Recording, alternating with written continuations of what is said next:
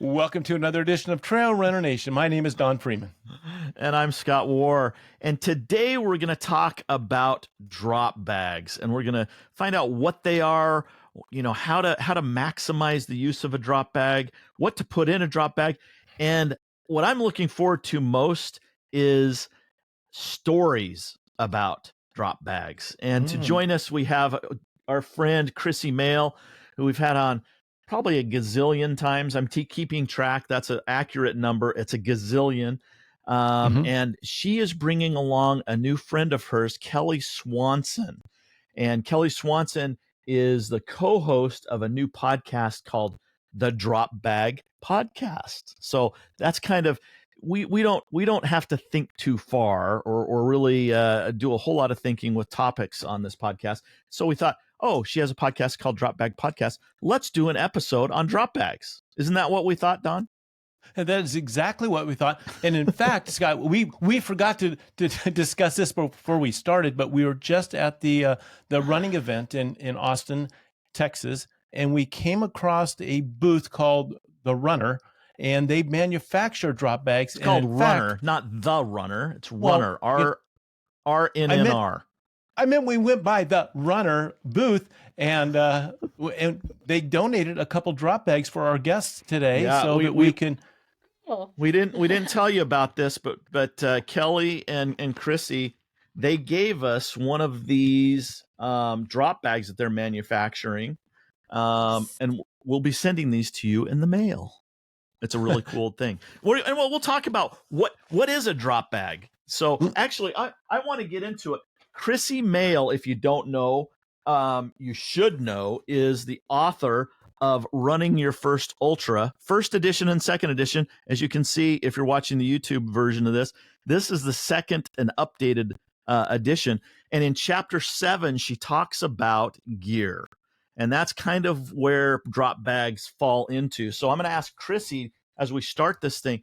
Krissy, for those who don't know, what is a drop bag and why is it important to ultra running? Oh, thanks for having me on again and letting me invite Kelly. Kelly and I got to do a interview on her podcast and clicked immediately. So I felt like, at least as businesswomen and trail runners, and I just like this whole concept of bringing the whole thing up to speed. And I'm speaking at it as a race director and a runner, because drop bags can be this daunting thing as a race director. People put their value, and I'm in chuckanut mode. I race direct the chuckanut 50K. I'm in race director mode. And we actually took drop bags out of our 50K. So there might be trail runners, ultra runners that have never heard of a drop bag because the races don't allow them or don't have aid stations where they can transport them. So speaking from that end of it, like the drop bag is a thing, like call it your like runner's essentials. And when you're moving through aid stations, you kind of want to plan out what might you want, which is kind of a daunting task when you're already doing all the training. Like, what might I want at mile 20? What might I want? Where's your brain going to be at? So it kind of plays into your training mode as well. So when you're doing your runner brain visualization for events, kind of planning your drop bag can be a big part of that. As you get into the longer distances, these 100-milers or events that start late and go through the night, strategically putting would you put your headlamps? Where would you put warm layers of clothing? Caffeine, if you're going to use that, like so that you're not having to carry things throughout the whole distance. Some people use crews, some people use drop bags, some people use a combination of both. Kelly, do you have anything to add? Yeah, I wanted to ask Kelly, just how many drop bags would I have if I was running a race? Are they at every aid station? Are they at every other? What do you see out there in a normal situation? Yeah, and thanks for having me on as well. And yes, Krissy, we're tight. I love you. Right on. Yeah, I think, when I first got into trail running, probably on some of the shorter races, drop bags weren't a thing. And as I progressed into longer races, I'm confronted with all of these decisions and these drop bags. And so typically that will be in the race details, right? You'll get your email from the race with the course information and, start times and everything like that. And then they will tell you if you can have drop bags and at which aid stations. So let's say you're doing a 100-mile race, there's 10 aid stations, and you're allowed to have a drop bag at each one. That's not, always the case, but the race will provide you that information. But the problem then is, well, great. What even is a drop bag? Like, what size can I bring? And again, like Krissy said, it's, well, I have no idea what I'm going to want at mile 70. Like, is it going to be dark? And so there really is a lot of planning that can go into these drop bags. It can be really confusing at first. I want to talk about Krissy's perspective as a race director, and then I'm going to throw in my first drop bag story because it was quite a big deal for me. But from your perspective, Krissy, you have to let people know there are limits, right? So if right now you're not doing drop bags at the Chuckanut, but you've been to a lot of races and you have that race director set of glasses on, you say, okay, these are the aid stations. There may be 3 aid stations that you're allowed. They're at mile 20, 50, and 70, let's say. But then there's the whole operational component. So the morning you get there, where do I put my drop bags? If the one that's at 20, mile 20, where do I put that so that it gets to mile 20? Because there's a someone that has to take all those drop bags and get them to the aid station. And then you start thinking, you probably don't think about this as a newbie, but now there's a whole pile, a truck full, let's say, of drop bags, and they dump them off at mile 20, and you run into mile 20. Well, how do I find my drop bag? So there's a whole component of, how big is the drop bag? How do I make it noticeable to my crew or to myself as I come in there? Because there's probably, they could be hundreds of drop bags, right, Don? Krissy, let me summarize the question. There was no question yet. No, there was no question. I heard two, Scott. Oh, okay. There's logistics on the front end from race directors, and there's logistics for runners. So it's pick either one or pick them both. Well, I think you brought up a good visual, Scott, of all the pieces that are happening to said drop bag. So, like, if you put, I don't know, let's say one of those flasks, fill it up with, and you fill it up with the said liquid or a sticky hydration liquid.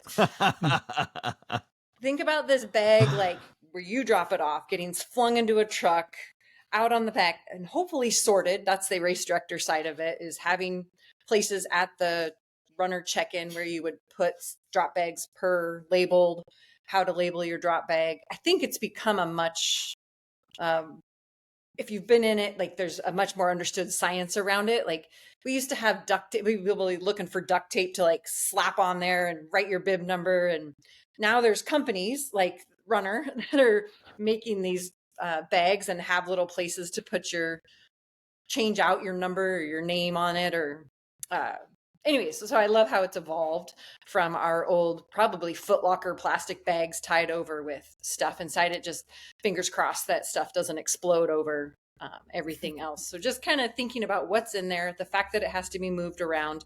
Could you add water at the aid station? So just have the powder in the flask instead of adding water. And think about the weight of it.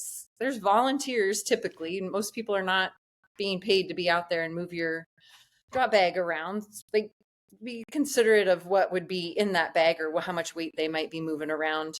I guess I'll hold off. I have some stories that line up with that. But, and Chuckanut does have a finisher's drop bag, and I'm just putting that in here now because that's some of my stories for what has been left behind that just is stunning. Let's actually get into some stories, and I think that will maybe bring up some topics and some questions that we have about drop bags. And since I'm starting this, I'm going to start with my first harrowing. I don't know how you pronounce it. Maybe Kelly, you're from Texas. Is it harrowing or harrowing? Harrowing. Okay. She's from America, Scott. We use the same word in every state. Go ahead. But Kelly made a good point.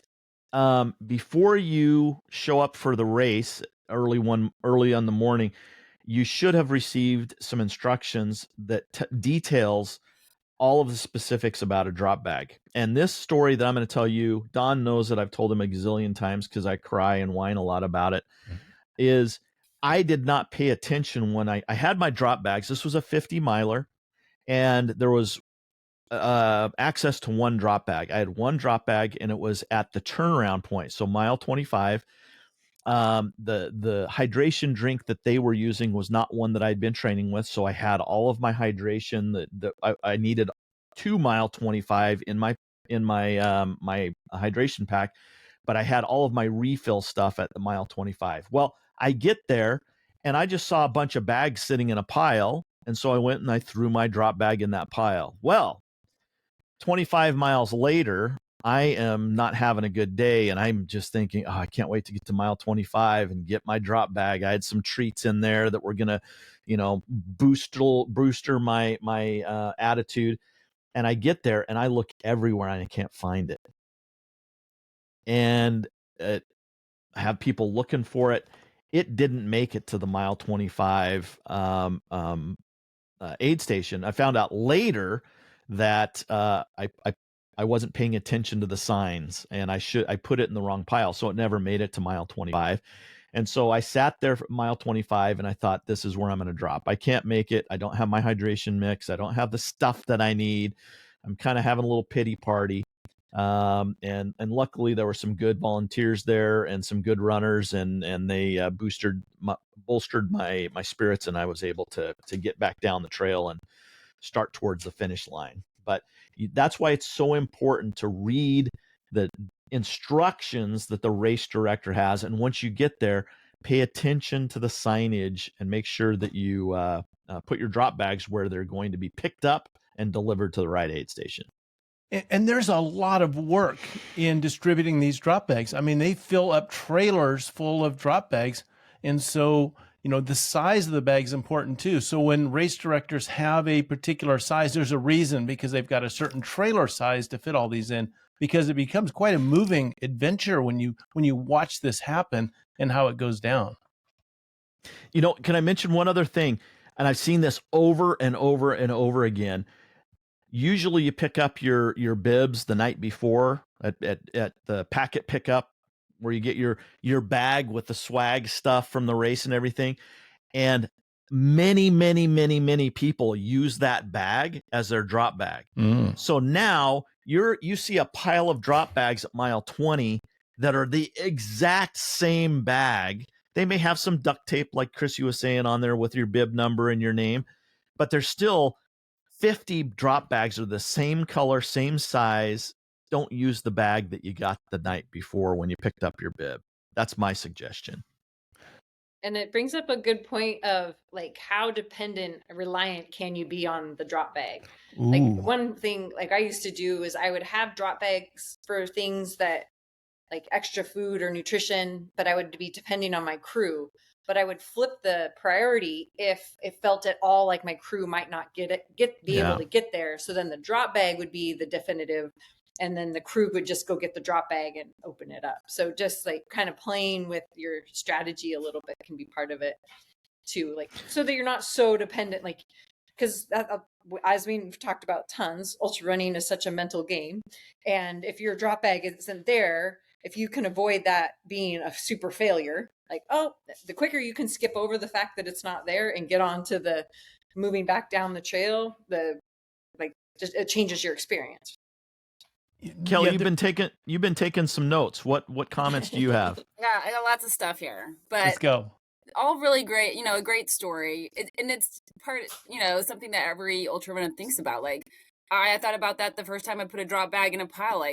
Can I count on this being there? Right. And how much am I going to need it? And so I immediately go into that pre-race programming in my mind. You're going to problem solve. If it's not there, you're going to find another way. And so I set myself up for success if those drop bags don't come through. But the bag itself, right? You can start there. And Dawn, you talked about the size. Yeah, usually there's size recommendations. I also thought, I've been out on some courses with some weather.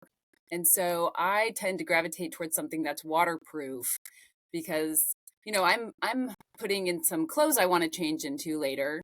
A lot of times I like to change clothes when it's going from the heat of the day into the night, and you don't want to start that night portion in wet clothes. And so it's really nice to have some dry clothes to put on for the cooler temps.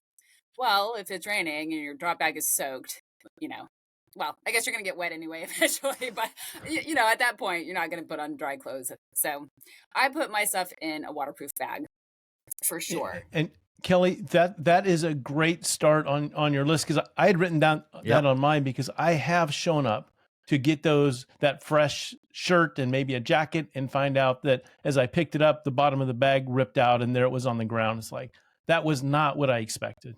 And or somebody's hydration to Krissy's point, somebody packed a soft flask full of sticky, gooey, whatever energy, and it busted open or leaked, and now it's all over everybody else's drop bag. Yeah. Right. So disregarding weather, just you want, keep your stuff safe as much as you can. Yeah. You've got more, Kelly. You did more writing than just that. What else did you write? Okay, well, two things. One, and I actually, this is a question I have because I haven't solved this yet. But what do you guys recommend for poles? And that was my biggest, I didn't want to carry my poles the whole race. I didn't have a crew. I was relying on drop bags and aid stations. And I definitely, it was a race I'd done before the Zion Ultra. And I knew I wanted poles for a certain section, and that I probably didn't want poles after that again, which got me into poles can be kind of big. Is the size okay? They're sharp. Yeah, how am I going to pack this? I was really nervous about and the other bags piling on top of it and just getting thrown around. Am I going to get to my bag and my poles are broken? So I don't know if you guys have any expert advice on that. I'll lead with that. I like to say that, and I'll defer to Krissy, because as a race director, some races have rules. If you start with poles, you end with poles, right? So if you could feel like I can put it in at 30 before the big climbs, then I'll lose it at 45. That may not be the case. You need to look closely at the rules, because race directors need to stay fair for everybody. So look at that first. Was my comment, but I'm open for the next point of discussion. Who else has a point on poles? No pun intended. I was thinking the same thing. Just most of the events that poles have been allowed, you have to, if you start with them, you finish with them, and then so figuring out a way to put them on your pack. But if you can't, it sounds like Zion, you could just put them in at a aid station. I would probably use my clothing, or even if it just an old t-shirt that I don't care about, or something to wrap the ends and provide some structure to it. So even if it did get, it's kind of like packing for a long trip. How did you get your poles? If you had to fly to the race, you did. Mm-hmm. How did you get your poles from there to there, and then maybe continue that into your drop bag? But if it fits in the requirement size of what they allow. Now I'm going to get myself in trouble with Zion Ultra, because there's probably something in there that I didn't read about have the poles, but I did not see anything that said you start with them, you finish with them. So I did put them in a drop bag. You see, Kelly, even guests learned something on this podcast. Hey, I this is part of it, right? That's why we need to talk. That was my second ultra trail run. I didn't know. Mm-hmm. So yeah, everybody starts. Krissy, both you and Dawn have run races, European races where you can use poles. Here in the U.S., I think it's becoming more common, but typically, historically, people don't use poles in the U.S. What were the rules at the races, UTMB, Krissy, and of course you've run all over the world, and Dawn at Tour de France? Was there that start with them, end with them rule? Mm-hmm. Definitely. Yes. Yeah. So you had to carry them the full length of the run. They're very lightweight. They're made of carbon fiber, and they're collapsible, and so they don't take up a lot of space. Yeah. The first time I ran with them in 2009, I bought them at UTMB a week before and was figuring out how to use them. I don't think I ever collapsed them. I just ran with them for 100 miles, just holding, if I was running downhill and I didn't want to use them, I just carry them in my hand. things have evolved. This is why you're the OG, Krissy. I want to tell you my pole story. I'm ready. Not my drop bag story, and I don't mean to insert my stories here about the pole, but I found the biggest benefit. It was on a multi-day up in Tahoe that it was nighttime, and I learned if I pointed my poles when I went to sleep on the side of the trail, because that's what you do in those 200-mile things, I needed to point the poles in the direction that I was going, because I had woken up and then I wasn't sure if I go forward or backward. I was so out of it, and there was no real markers right there and no other runners, so I didn't know what to do. And I learned later that was my navigation tool. It was to point them in the direction I was going. That was my secret hack that worked for me. Poles are good. Oh, I like that. Whoa. But I'm going, but wait, do you put the end of the pole? Which direction would I wake up and think, was it the handle? Was it the end? The pointy end goes. The pointy end is where I'm going. Okay. Yeah. Krissy, you or Kelly, do you have any drop bag stories that you can help us learn a little bit more about drop bags? Well, I'll go first because I think Krissy, with her race director cap on, can kind of feed off of this. But again, this was my Zion Ultra. I've done it twice. It's a 100-mile, and I came in to the night aid station, changed my clothes, had my waterproof bags. I thought I was doing everything right, and it was great. And the next morning, I rolled in the next morning, finished the race, and my younger sister was at the same race, and she was doing a half marathon. So I stayed at the finish line, cheered her on, but the drop bags still hadn't made it back to the start finish. They're still out on the course. And we had flights to catch, and my sister wanted to shower, I wanted to shower. Now I've been sitting with myself for hours waiting through her race. And so I was like, man, I think I had my hand flask in there. I had one of my favorite pullovers in there. I had a pair of shoes in the drop bag I left behind. And I was like, man, I don't really want to leave my gear out here. That was expensive, but we got flights to catch. So I felt kind of in a pickle, but luckily the race offered to mail your stuff to you. They would mail your stinky, sweaty, wet drop bag to your house. That's a volunteer right there. Yeah. For $15. I was like, here's some money. I'm out of here. So I did. And I think it was about 3 weeks later, my stinky, sweaty, waterproof drop bag showed up at my house. In there. And with a nice green furry coating on. I just threw it in the washing machine, turned it on high, and I got this is it right here. I'm still wearing it. Oh, nice. So, part of the story is gross. Here's who has to handle my disgusting race gear, but also kind of Krissy, like what you were saying. When people take off, they leave this gear behind, and I kind of wonder, well, what happens to all of that? Because there's probably some nice stuff. I don't know. Do tell, Krissy. Do tell. Is that how you restock your wardrobe as a race director? Is all the drop bags that get unclaimed? Yeah. Well, I think there's so many funny stories that pop to mind. I guess the generalization is that I don't think people would leave in 100-milers. I think there's a lot more, I would say, nicer gear, right? You really got to depend on your favorite shirt, your headlamp, changing your shoes, probably more realistic. We're in a 50K.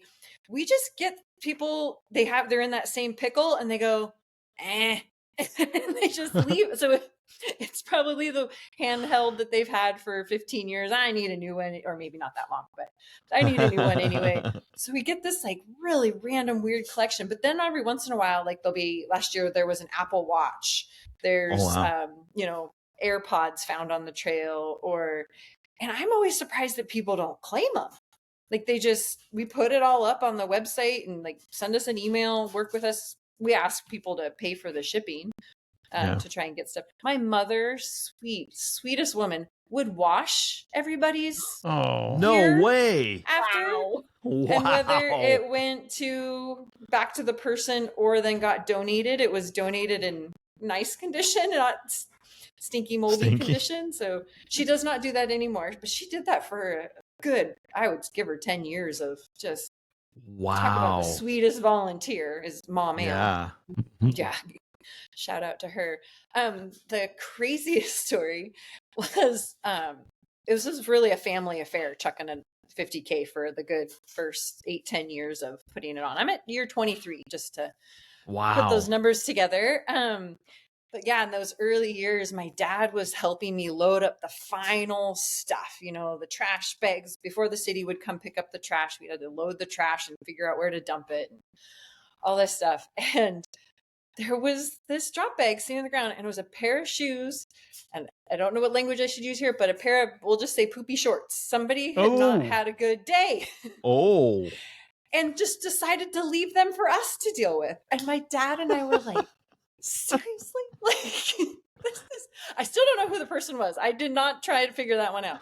Is that the year your mom stopped doing wash? Your mom said, "That's it." We did not put Mom Moehl through that one. No. So we I don't know what we did, but we scooted him into like a box, just like a whatever box, and it was the last thing put on the truck. And we drive down to the dump. We've got to drop all the stuff off at the running club. And we're driving down I-5, and this box, all of it, for some reason, Dad's like, "Oh no." And I turn around just in time to see the box go whoop, whoop, off the back of the truck. And I was like, gosh, that's like the worst thing ever that you could leave on the side of the road. Left for us, then we left. And both my dad and I looked at each other like, a not proud moment as a exhausted race director. Yeah. But it just, that one is I don't even know if that's a drop bag, but it was stuff left behind because we have finish line drop bags. So did they swap out for their clean clothes and just decided to leave the... It puts a whole new definition to drop bag. It dropped off the truck. So it was a drop bag. Yeah, there we go. That was one. And my other story, totally different realm, was crewing at Hard Rock one year. And there was this gentleman that actually by family association I knew, so totally different realm than just through the running community. And I was sticking around to cheer this person on. And they used, I kid you not, big, hefty garbage bags at every aid station. And they were all full. Wow. I would say 25, 30 pound bags of stuff. And they all came back to the, the finish line. And I saw them at the aid stations going through them. And then they all came back to the finish line. And I was like, did you bring your whole gear closet? So that was before, I think situations like that are why we have size restrictions now and pre-made bags that won't tear from garbage bags. Hey, I'm curious. Let's do a little round robin here. What are the top 3 items that you have in every drop bag of a race? What are 3 things that you just hands down, if you have 5 drop bags, if you have 1 drop bag, what are 3 things that you have to have in your drop bag? Are you thinking fast, Freeman? You want to go first? Yeah, I'll go first. You throw me out there. I'll tell you, one of the things that can take a race and derail it is not having some lube of some kind, squirrel's nut butter, whatever you're using. And of course, I have some in my pack and I'm carrying it, so I'm taking care of, but that thing could bounce out. I could put it back there and think I'm putting it back in the pack, and off it goes off the side of the trail, and then I'm without. So for essentials like that, like maybe some blister, prevention, like squirrel's nut butter, or some tape, or some things that you just don't want to be without, that you can't be guaranteed if it's on the aid station table. I pack extra of that just in case it falls out. I still have it. I'm not going to let that derail my race. So that's one of the things that I keep in there. I'll continue on with it, but you didn't give me much time to think. I said 3. Well, you make me do all 3 now, or can I just pass it and then come back to my other 2? We're inventing the game as we're going. So, Krissy, why don't you come up with your mandatory, and I'll give you my number 2 in a moment. My mandatory is chapstick, and I think I can do it. I think it was chapstick, tampons, and which is changing because races are being more supportive. Aid station tables will have menstrual supplies if needed. Huh. Oh, really? And tampons also work for nosebleeds, just for the whole spectrum of people that might have to deal. And nutrition, just not always knowing what's going to be on the the table. So that would be always, and then it's dependent on like where it is on the course, sunscreen, hat, headlamp, warm layer, those kind of things. But nutrition. Kelly, what about you? your number one thing? As we're just, since we made up the rules, we have to stick with the rules. What's your number one? I broke the rules. Well, I knew Krissy's was chapstick because she shared that when you come on our podcast, you share your favorite drop bag item, of course. Yeah. Oh. I knew Krissy's already, but I am so paranoid about having my light. Like I hear I listen to podcasts or watch YouTube videos of races, and I don't know, like how many I've heard somebody's running in with like their phone light, and I'm like, you can't see anything with your phone. Like I in no way want to be out on a trail with my phone trying to figure out where I'm going. So I carry a light in my vest. And I don't care if I think I'm hitting that aid station at noon, there is going to be a light in that drop bag just in case. Like, I don't know, maybe I'll put another one on just in case. Because I also, like, it would be so painful to get, halfway through the night and run out in the middle of the night. So you only have it for half the time. Like, I refuse to run without lights. So that's my number one. It's in all my drop bags. I'm curious, what brand and model do you prefer? Okay, this is funny. We just talked about this as well. I have these they're waistband lights. They're $12 on Amazon. They just they're rechargeable. They just clip onto your shorts. So you can clip those on at the beginning of the day and forget about them all day until you need them. And like I said, they're $12 for two, so you can afford to buy a couple of them and just put them in some drop bags. And so those are, I've run so many races with them, the same ones. Like it's not like they die. You can recharge them and use them again. But I did just invest. Me and my co-host Kate are doing Cocodona 250. She's doing it. Nice. I'm her crew and pacer, and I just invested in a little a headlamp as well. I typically don't wear headlamps, but I'm like, I'm gonna have every option. Kelly, I was going to say, if you'd invest in a decent headlamp, you wouldn't have to put one in every single bag down the trail. But the $6 headlamp, and you're expecting that to rescue you through the middle of the night? I'm so paranoid. I literally carry a flashlight in my vest, and then I have them in all of my drop bags. It's not that I think that it's not good gear. I'm afraid of the drop bag being missing. I'm afraid of something falling out of my vest. Like I just cannot imagine getting through a race without light. And so I just agree. Hey, Dawn, don't you have a story that you can relate to Kelly about headlamps and drop bags at I think it was San Diego? That's number two. That's my number two, Scott. You got to give your number one. You got to give your number one. No.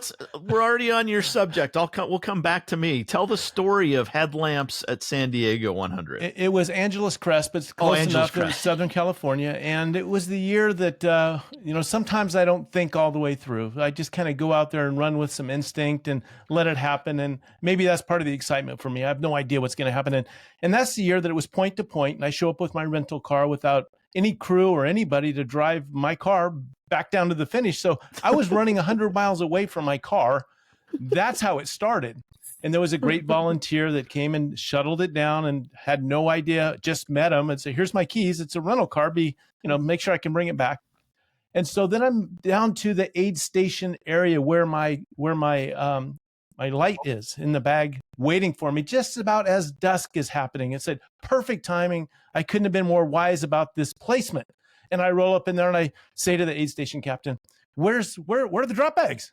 And he said, oh, they're not here. They're at the next one. I said, what do you mean? They're at mile whatever I was at and the marker and the name of it. And he goes, no, that was like 2 years ago. I was using an old form that told where the drop bags were from another year. And I had no light. And so then I had to run like a maniac just to try to race the sun, and ran myself right out of a race there. I finished it, but it was ugly. And I was kind enough at the next aid station for someone to say, hey, we need a runner. We need a light. Does anybody have a spare light? And Kate Martini Freeman was able to round up a light and put it on my head. And I slogged through the rest of that race. So there's my be careful, read instructions, and probably most importantly, look and see what year that race was that program was for. But thank you, Scott, for letting me bring that disaster up. That may be one of my favorite stories that you have. Yeah. So I'll give you a couple things that of two of my top three if we're still going around. Krissy, since you gave us three, you need to add two more. Succeed caps. I always have succeed caps not only with me, but I always want to make sure that I have some in the drop bag. I am prone to cramping, and that can take me out of a race. So I always make sure that I don't care how many drop bags that I'm allowed. Every drop bag has succeed caps. And the number two one is a small baggie that has a combination of ibuprofen and Tylenol. So in case things are going a little haywire, I can mix and match and pop a Tylenol or a acetaminophen. So those are two of my three. And it doesn't take much space either. No, or wait. Or wait, yeah.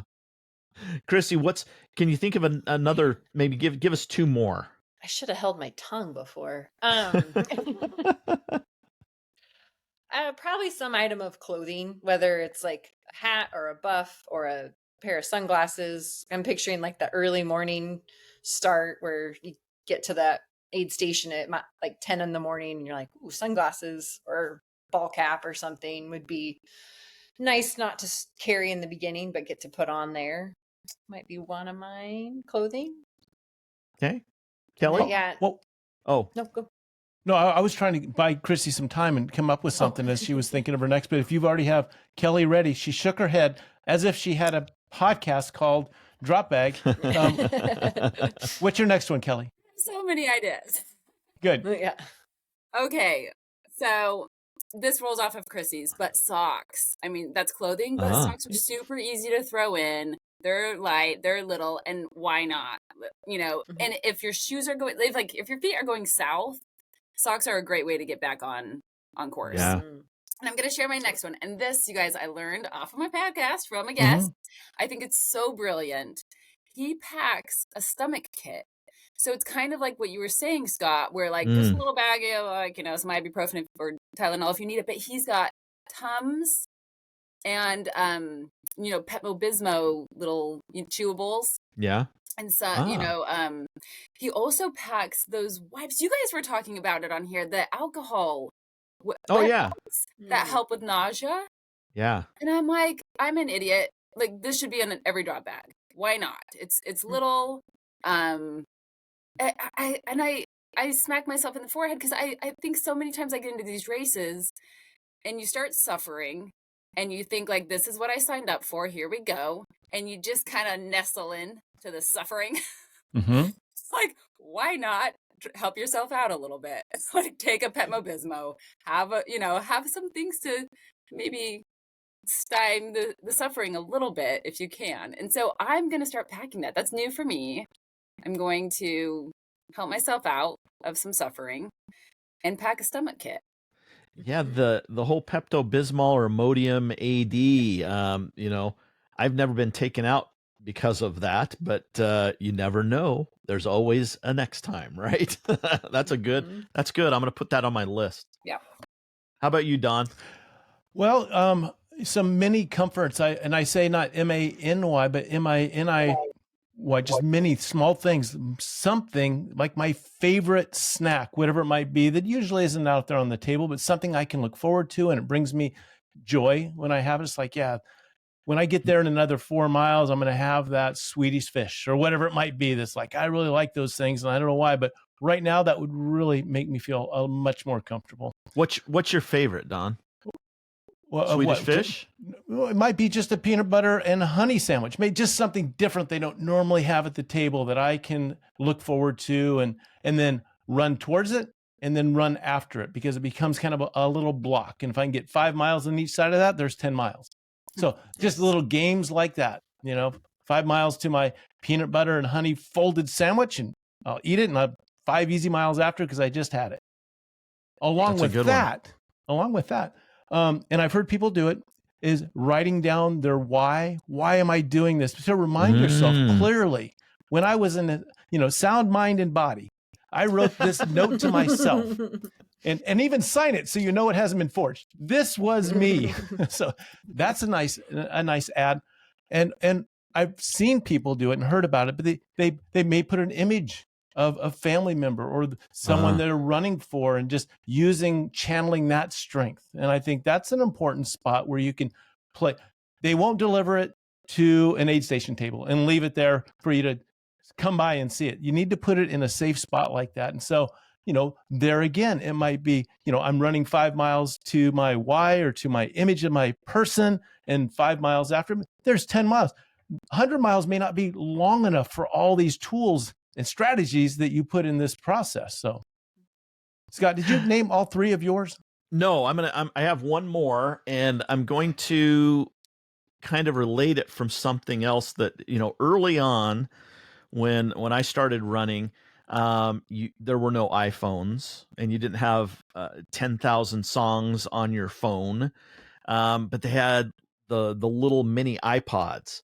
And the shuffle. The shuffle. It was the best. John Nichols, who's a local runner here in Northern California, he is known or was known, and we just bumped into him on the trail probably a month ago, and he still has the tiny little nano shuffles.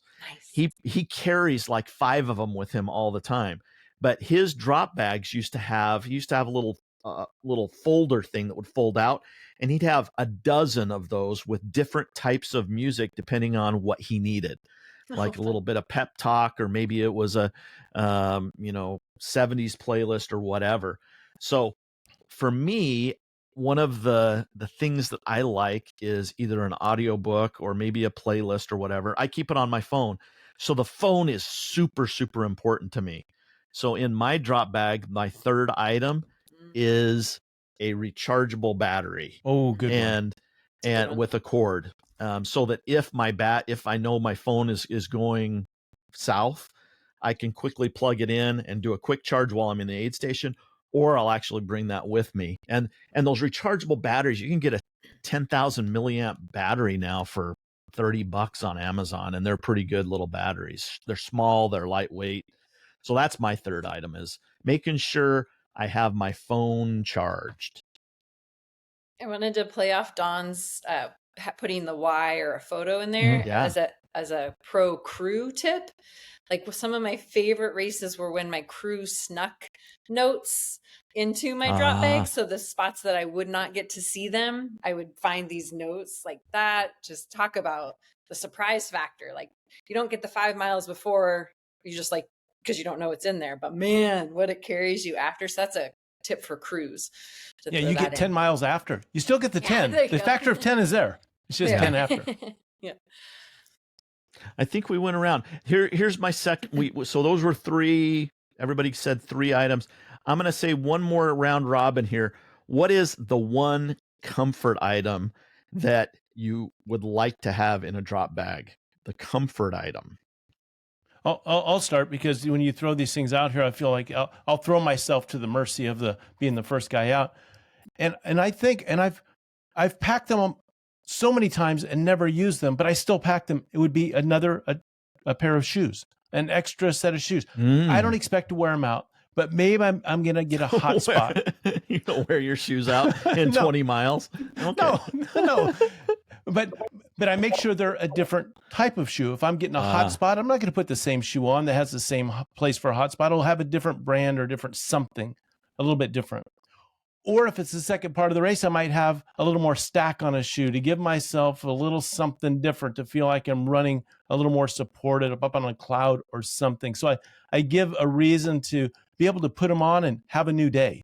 Oh, these shoes they're fresh shoes, give me a fresh look. And it's funny how changing a shirt or a shoe or a sock kind of opens up possibilities and erases the old and sets you, going towards the new. And since I'm not handling these drop bags, only to bring them out there, and it's Krissy's crew that are putting them in the back of a U-Haul and delivering them out to some deserted trailhead in the middle of a race, I don't mind giving a little extra work for them. Sorry. Oh, it's Sorry to the it's crew. not we took drop bags out. We just have finish line ones. You bring it to the Smart. finish line, it waits there for you. I better read the new manual then. There it is. What about you, Kelly? What's your favorite comfort item in a drop bag? Well, I love, Dawn, that you brought up shoes. My first 100-mile race, I wore the same pair of shoes the whole time, and I felt great afterward, except for this on the top of my foot. I think I tied the laces too tight or something, and I knew in the middle of the race, I'm like, oh gosh, I just want to get this shoe off. But that was all I had, and so the next race I did, I was like, I'm taking shoes because I was totally fine. It was a shoe, and I just needed something else. So I second that, but I'm going to go back again to Dawn, what you said earlier, kind of having your why. And to me, that's the comfort, right? And I always take my dad along with me. He was my first running partner, and I can't even talk about him without getting emotional, but he passed away a few years ago in a plane accident. So I missed him. I'm sorry. Oh. Yeah, And we were running buddies, and he taught me how to run. And he always did this race in Boise. I grew up in Boise, Idaho. And it was called the Race to Roby Creek. And it was a 13-mile half marathon about. And it was straight up. It was 9 miles straight up this mountain. And then you ran down the backside to Roby Creek.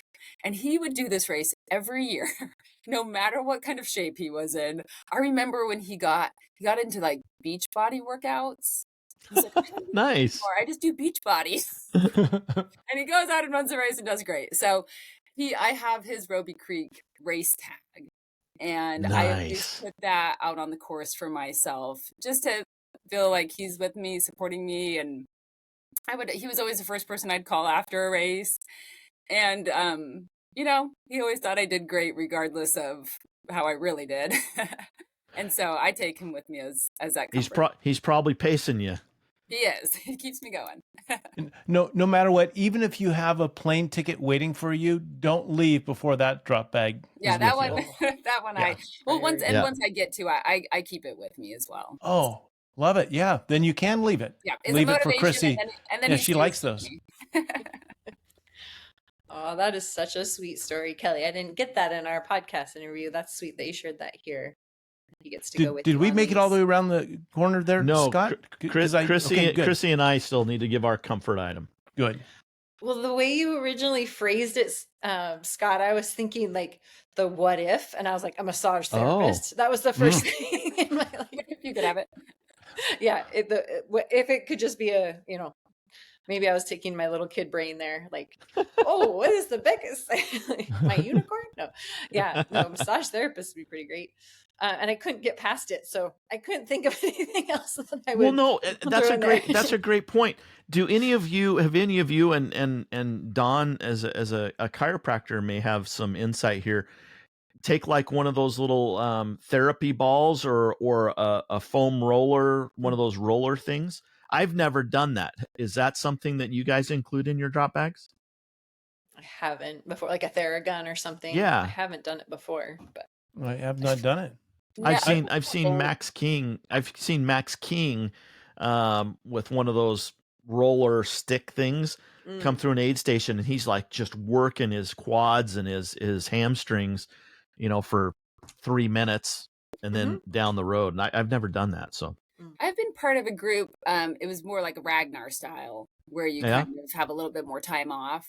I try, like, aid stations are like you're losing time, right? So I always feel very inclined to get the heck out of there because I need all the time I can on the course. But in a Ragnar type of race, which you kind of need some drop bags, even in that style of racing, those would come in really handy. And I've been part of groups where we kind of had like our, recovery station, and it had some of those tools in it. Oh, okay. Yeah, I don't bring any of those things, Scott, to put in a drop bag or even in my hydration pack. I carry them on the end of my wrist. I have 2 of them actually, and I just use my hands on any one of those spots. Seems to work out just fine. Seems like what a chiropractor would say. I got to use the tools that I have right here. Scott, there are sticks and rocks along the trail, all kinds of things you can use. Yeah. I'm going to say this is my comfort item, and it's probably not as emotionally attached as some of the things that you guys said. I like to take a bottle of chocolate milk, because it's not something you're going to see at an aid station. They're not going to have chocolate milk at an aid station, and it kind of goes back to being a kid, and I mean I can't remember the last time I had chocolate milk as an adult, but it kind of is a comfort thing, and it's great because it has some calories and it has some protein in it, some carbs and protein combined, and that's my comfort item. I just think that's nice to slam a little bit of chocolate milk at an aid station to give me a boost. We're talking about comfort items, and to Kelly's point, it makes me think of a comfort item that I always have with me, and that's a playlist of music from my childhood that my dad used to listen to. And so when I pull that playlist up, it's all his music, things that I, as a kid, would hear either falling asleep or walking through Sunday morning living room and hear that playing with bacon cooking in the background. Those always bring me to that during the hardest times of a race. I plug into that and bang, it feels like I have that pacer with me, and he's, give me a pat on the back or a kick in the pants and say, get up the hill. I just added another item to my packing list, bacon. Bacon? Bacon would be great in a drop bag. Bacon. I have another question then. Yeah. And this is something that was suggested on our podcast.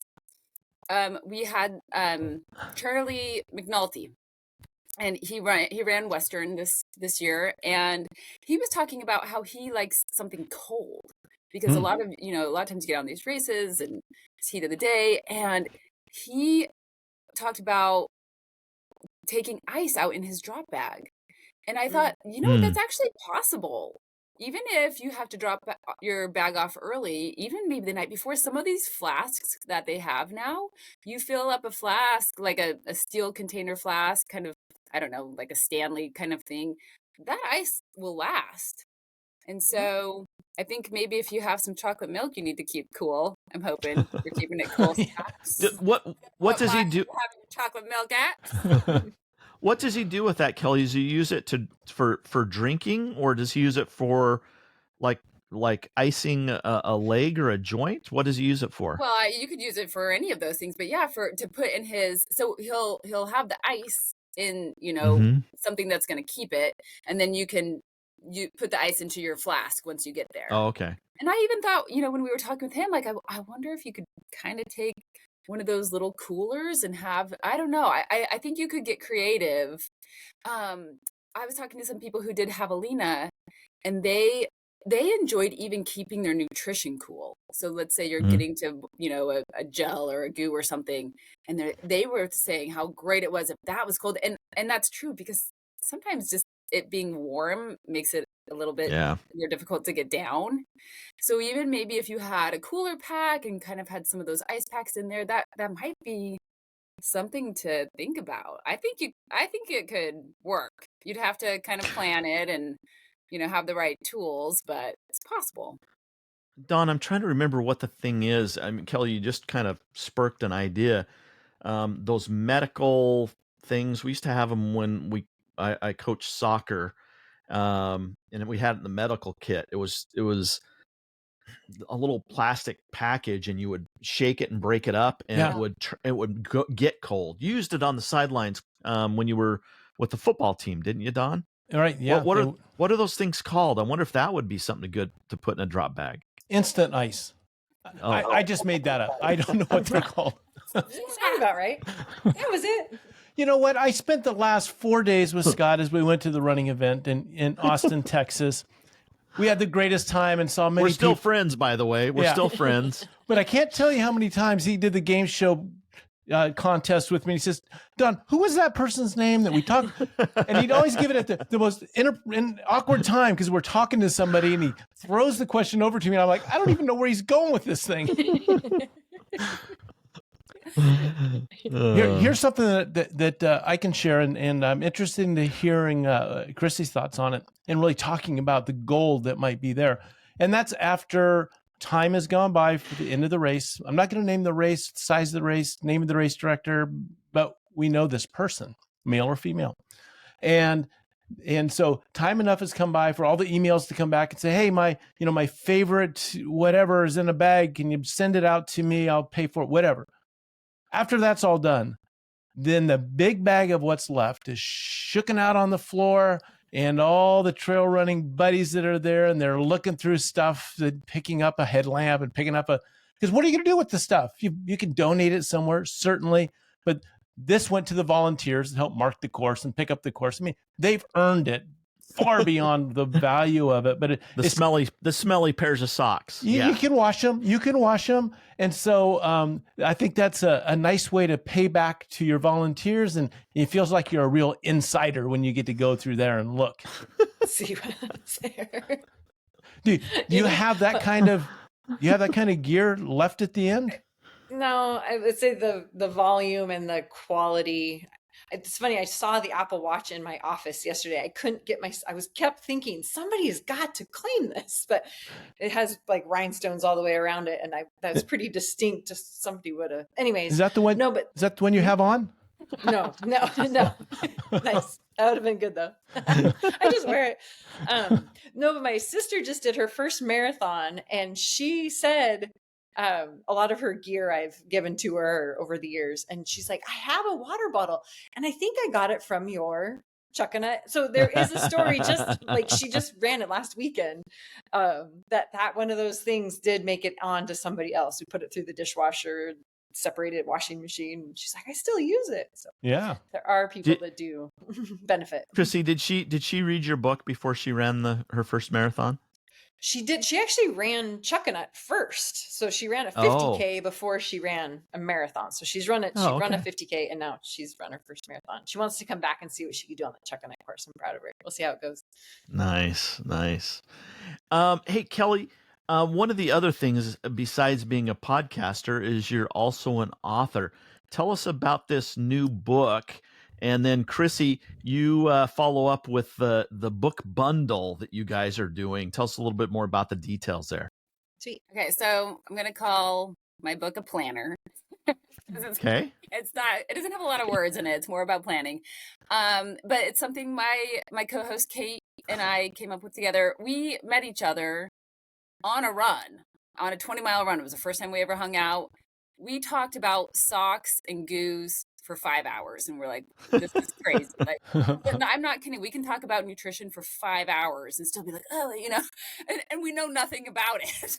So like, wow, this is amazing. We can talk about, things we don't know about for hours on end.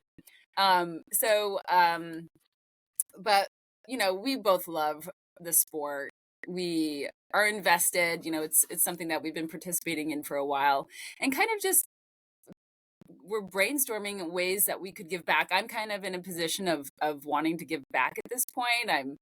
I have taken a lot after my first DNF. That's, I kind of maybe more like Don, like I'd show up at these races like, wow, I showed up. Here we go. Like I hadn't read the course description yet. And, I just would kind of wing it. And after I DNF'd, I was like, well, maybe you should take 100 miles a little bit more seriously. Yeah. And so I started listening to podcasts and just felt like I had friends out on my runs with me a lot of times. I'm out training by myself, and it's really great to have a friendly voice out there with you while you learn about the sport. And so, that's kind of where Kate and I are coming from, just a position of like, hey, we have really appreciated the tips and tricks of other runners that have been shared on podcasts or just in the community, on Instagram, wherever we're kind of trying to learn. And so that was one of our ideas as well, is to come up with a planner for these ultra races. And we kind of looked around to see what was available and didn't find exactly what we thought we would want. And so right now we have 2 planners available. One is called 100 miles. And so it takes you through the pre-planning, the race itself, and post. And in some way, it's almost kind of like a memento of that race. You really capture what you did, that whole goal, how you made it to the starting line, and what happened, a week later even. And so I love it kind of almost as a journaling tool as well, to really to remember this big effort that you made. We also just made with Krissy, it's our second planner. It's called Ultra Miles. So it's pretty much anything, under 100. So if you're doing 50K, 50 mile, 100K, it would kind of fall in that planner. And that planner has 3 different races. So they're typically a little bit shorter. Maybe you don't need quite as much planning as 100 mile. And so we put 3 races in there where you can have a little bit of a build up, the race itself and the post, but 3 okay. times. So you can fit 3 sub 100 races in that planner. And that's where we kind of bundled in with Krissy. Hey, Don, I think this is something you could use. Yeah, I should probably start planning. I want to hear about this bundle, certainly. But as you were telling that story, Kelly, it made me think of Joe Morgan, who was a second baseman for the Cincinnati Reds during the 1970s. And he said there's something to learn from every game that he's played. And afterwards, he journals that one thing that he learned at the end of each game, because he says there's always something.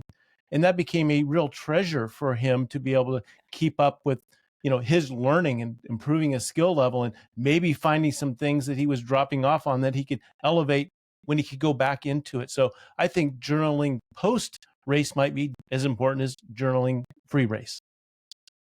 Definitely. Krissy, I didn't mean to get in the middle of no, that's perfect. bundle. I like Let's that talk about the story. bundle. I wish I'd done that after every race, because there were so many lessons learned along the way. Because there was definitely points when I'd be like, man, I know I've learned, well, yeah, but I feel like I've learned this before. Why am I having to learn? You do it long enough, 20 some years. Like I learned about this. Why is this happening again? When we got to do our shared, Kelly had me on the Drop Bag podcast and it was learning about the planner. I was like, do you see the middle of my book? It's all spreadsheets.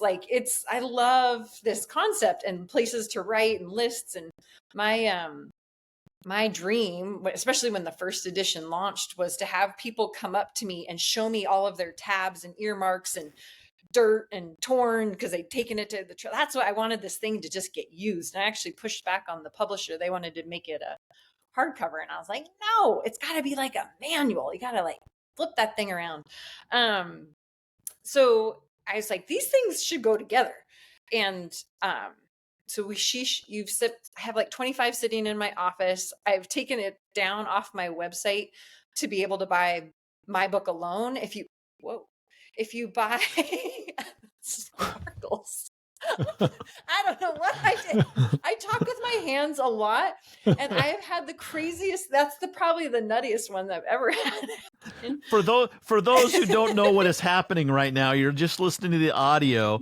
Krissy's screen just erupted into fireworks. She must have a MacBook, and MacBooks have a gesture feature that if you do certain hand gestures, things happen. Well, fireworks went off, and it was very appropriate. Because this bundle is that awesome. And then I'm always like, what did I do? How do I get it to do it again?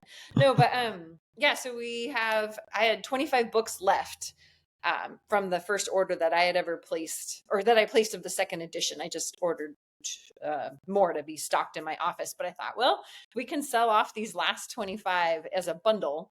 And we both knocked back our price to make the whole thing total with shipping $50. So it's all on my website. And we thought, well, it'll be time of year, anything like Christmas or holiday gift giving time of the year. It all kind of universally serendipitously landed at the same time. So KrissyMoehl.com, book sales, and then it's right there. So if you're listening to this as soon as it's published, you need to race to Krissy's website because there's only 25. Well, if they sell out, will you restock, Krissy, or is this just a limited edition bundle? Well, I only have now 23. We've had 2 sales. They shipped out this week already. But I only have 23 of the ultra planners in my office. So that'll be a Kelly Krissy conversation if we restock it. Okay. Well, make sure that you don't miss out and get one of the bundles. And there's Traveler Nation tattoos in there. You guys sent those along for us to include. So those are in there. Some stickers. That's been part of the idea behind keeping the planner simple is that you get to tat it up however you want. So you get Trail Runner Nation sticker and make it yours, make it fun. And like Krissy said, we had the same exact idea, and I don't think Krissy and I ever talked about this, but it's almost like throw this in your drop bag, right? Like throw it in there. It's supposed to get used and dirty and messy. That's why, we try to keep the cost down and keep it real simple and something that, can be out there on the trail with you. It's not, a book that you had to keep all nice and pretty. Make sure it's a waterproof drop bag if you're going to throw that in, and make sure that goo-filled container is sealed tight. Totally. And your ultra planner one. So we've got the ultra miles one in the bundle, but the 100-mile one is still available, correct? On Amazon? So here's one version of it. We've kind of updated a few things. It's 2025 now, so it's got a whole calendar for 2025, so you can write down the timing of your races. But they're just available on Amazon. Correct. Excellent. And the Drop Bag podcast is fairly new. I think you have a dozen or two episodes in there. What are you focusing on with so many running podcasts out there? Tell us why someone should download and subscribe to Drop Bag Podcast. Nothing special. We're not reinventing any kind of wheel. It's just Kate and I having a good time, kind of like you guys. Kate and I could talk about goo for 5 hours. And that's the part of, giving back to the community that we want to do as well is, I've really appreciated having Trail Runner Nation available to me out on my long runs when I didn't have somebody to run with or needed a little bit of motivation or just wanted to learn a little bit more.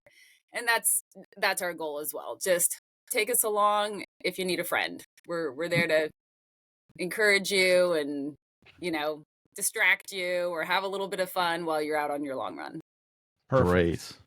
Well, we would love to hear from our listeners to find out what neat little gizmos or things they include in their drop bags. I would like to put together a list for my next race of some things that maybe I never thought of. So I'd be interested. Just put it in the comments of the podcast or on the social media. I don't know how you do it. but let us know. Let us know what drop bag items you would like to put in your drop bag. I think that write it on the bottom of your shoe. Yeah, we'll read it as you run down the trail. If you have a plane, do some sky riding, so we can see it in the sky. This has been a fun discussion, Kelly, Krissy. Thank you for coming on. Make sure that you tighten up those drop bags. Make sure you get them in the right pile. And then make sure you go out and run Mas.